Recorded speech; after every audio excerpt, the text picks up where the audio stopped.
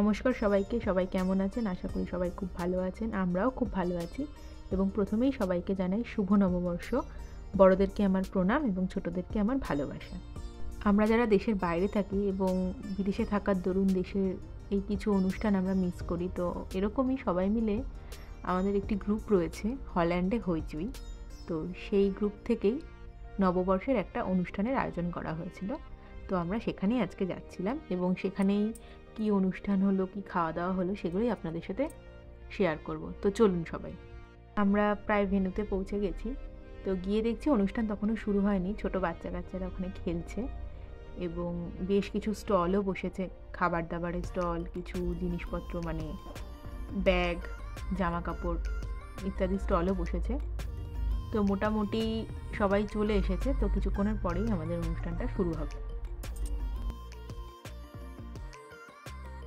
এই অনুষ্ঠানটা কিন্তু অনেকক্ষণ ধরেই হয়েছিল এবং সবটা আপনাদেরকে না দেখাতে পারলেও বেশ কিছুটা অংশ আপনাদের সামনে তুলে ধরলাম। দেশ থেকে দেশান্তর বাঙালি যেখানেই থাকুক না কেন, পয়লা বৈশাখের মাহাত্ম্য তার কাছে সর্বোচ্চ। এই অনুষ্ঠানটিতে ছোট বড় সকলেই কিন্তু খুব সুন্দরভাবে অংশগ্রহণ করেছে, যার জন্য অনুষ্ঠানটা আরও বেশি সুন্দর হয়ে উঠেছে।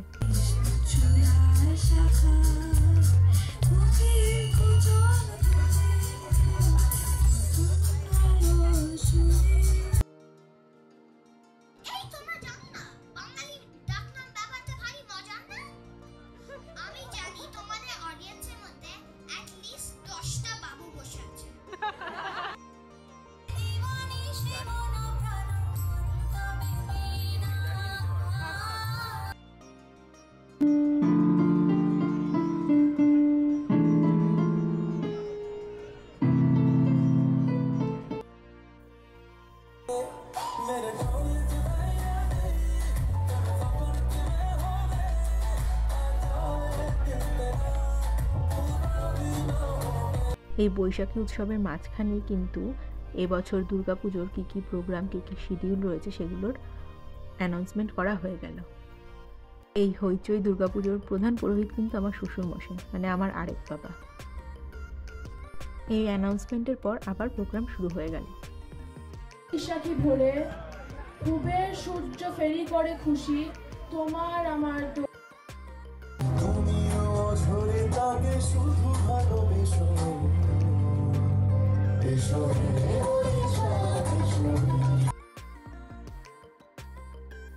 রঙ্গবতী রে রঙ্গবতী, রঙ্গবতী রঙ্গবতী রঙ্গিলা অন্তরে আবুল তোমার কথা।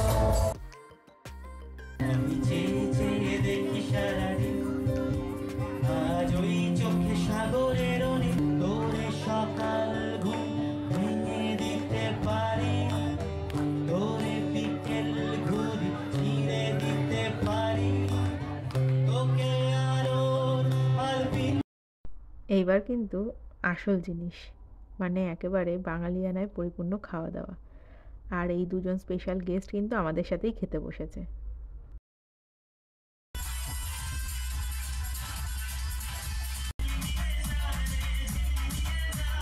খাওয়া দাওয়ার পাশাপাশি কিন্তু ডিজেরও ব্যবস্থা ছিল, দেখতেই পেলেন সবাই দারুণ আনন্দে নাচছে।